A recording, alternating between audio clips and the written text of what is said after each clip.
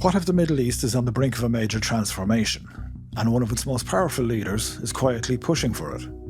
Multiple news sources suggest that Saudi Arabia's Crown Prince, Mohammed bin Salman, may be urging the United States to escalate its war with Iran. But behind the scenes, the reality is far more complicated and far more dangerous. According to a report by the New York Times, Saudi leadership sees the current conflict as a historic opportunity to reshape the Middle East.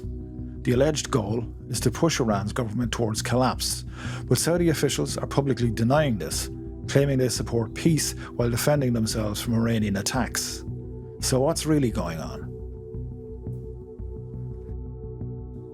To understand this, you need to go back decades. Saudi Arabia and Iran have been bitter rivals since the 1979 Iranian Revolution. The conflict isn't just political, it's ideological, regional, and deeply strategic. Iran has influence in Iraq, Syria, Lebanon, and Yemen. Saudi Arabia sees this as a direct threat, and attacks like the 2019 strike on Saudi oil facilities have only escalated tensions.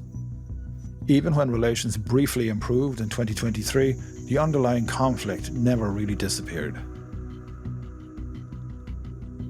From a strategic perspective, weakening Iran could dramatically shift the balance of power. If Iran's government collapses or loses influence, Saudi Arabia could expand its regional dominance. Rival proxy networks could weaken, and long-standing threats might disappear. Some analysts call this approach renting a superpower, letting the US do the heavy lifting and take the casualties. And reports suggest Saudi leadership may be encouraging exactly that. It is worth keeping in mind that Israel has made it quite clear that it has no intention of de-escalating its attacks on Iran or Lebanon anytime soon. This in itself could apply enough pressure that would lead to the often spoken of US ground invasion of Iran. It's an inescapable fact that some foreign governments are now ramping up the pressure on the US government in order to achieve their desired military and political goals. But this strategy brings with it many risks and could backfire badly. If Iran collapses into chaos, millions of refugees could destabilize the region.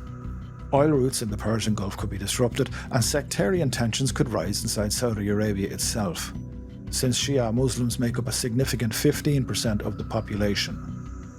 And then there's the Houthis in Yemen.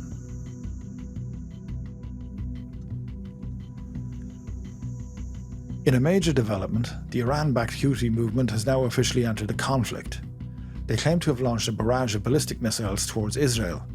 This is in retaliation for attacks on Iran and its allies across the region.